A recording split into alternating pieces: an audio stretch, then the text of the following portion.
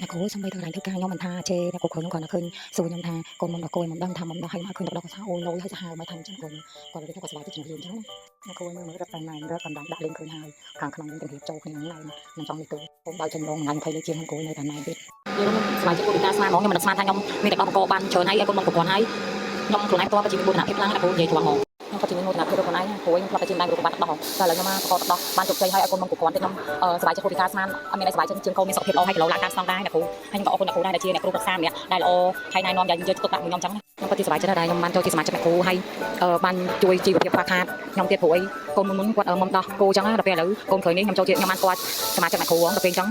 ទឹកដោះបោបានឡើងមកគោខែកូនមុំបានគ្រប់គ្រាន់ទៀតហើយជាពិសេស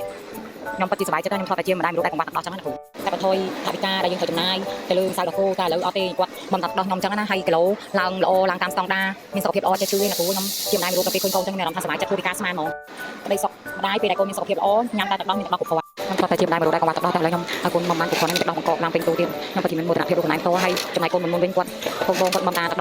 ដោះគោទេដល់ពេលចឹងចំណាយថវិកាច្រើនហើយឈឺក៏ច្រើនទៀតតែកូនក្រោយគាត់មានគីឡូល្អចេះជួយសុខភាពល្អចឹងខ្ញុំជាម្ដាយមនុស្សពិតជាសប្បាយចិត្តខ្លាំងណាស់គ្រូគួរពីការស្មានតែខ្ញុំគិតទៀតខ្ញុំជាម្ដាយមនុស្សដែលកង្វះទឹកដោះតែឥឡូវខ្ញុំបានជោគជ័យខ្ញុំពិតជាមានមោទនភាពរបស់ខ្លួនឯងខ្លាំងណាស់គ្រូហើយការចំណាយទៅដល់គោលើកូនមុននោះវាថាខ្ញុំអត់ទាន់បានចូលជាសមាជិកអ្នកគ្រូ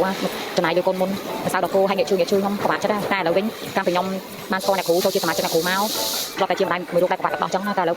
ឲ្យមានដល់កូនមុនប្រព័ន្ធឲ្យមានទឹកដោះពេញទូទៀតខ្ញុំសប្បាយចិត្តខ្លាំងណាស់អ្នកគ្រូចៅអ្នកគ្រូក៏សូមអរគុណអូនដូចគ្នាតែអូនគ្រប់គ្រងលើសេវាកម្មប្រឹក្សាផ្នែកច្បាប់ពីខាងអ្នកគ្រូដែល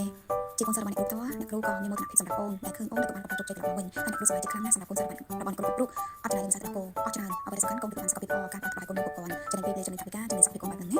ចឹងក្តីសុខរបស់លោកប៉ាអ្នកគ្រប់រូបគឺតែចង់ឲ្យកូនមានសុខភាពល្អនឹងឯងហើយចំពោះអ្នកគ្រូផ្ទាល់ដែលជាអ្នកគ្រូបង្រៀនអូនផ្ទាល់វិញក៏អ្នកគ្រូមានមោទនភាពនិងសប្បាយចិត្តបំផុតពេលដែលឃើញកូនសិស្សរបស់អ្នកគ្រូជោគជ័យបែបហ្នឹង